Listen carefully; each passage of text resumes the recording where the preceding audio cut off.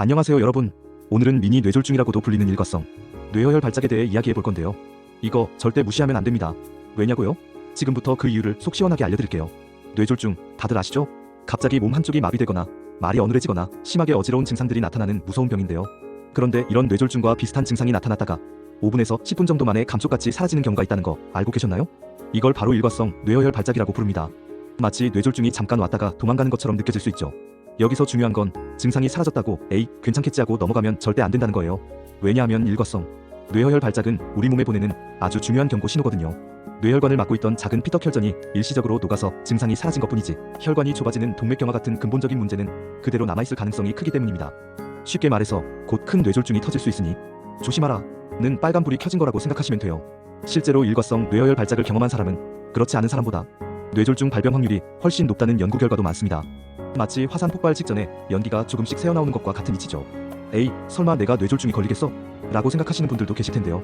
하지만 뇌졸중은 누구에게나 갑자기 찾아올 수 있는 무서운 질병입니다.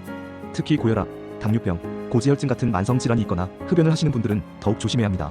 이런 분들에게 일과성 뇌어혈 발작은 정말 위험한 신호일 수 있어요. 그렇다면 일과성 뇌어혈 발작이 나타났을 때는 어떻게 해야 할까요? 정답은 딱 하나.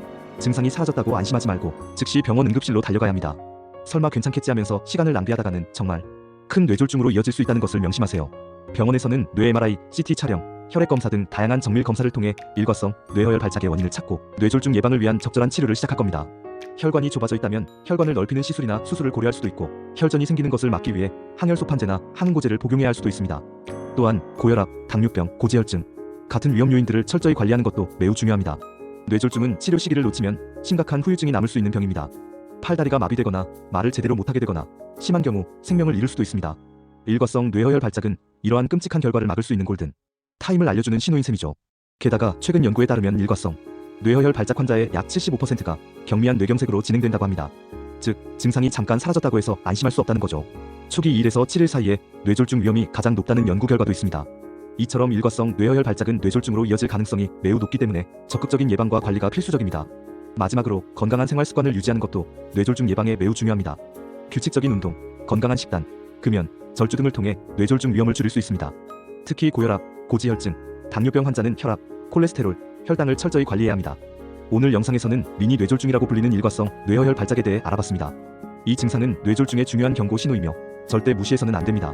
증상이 사라졌다고 안심하지 말고 즉시 병원에 가서 정확한 진단을 받고 적절한 치료를 받는 것이 중요합니다. 다음 영상에서 또 만나요. 안녕. 구독, 좋아요는 힘이 됩니다.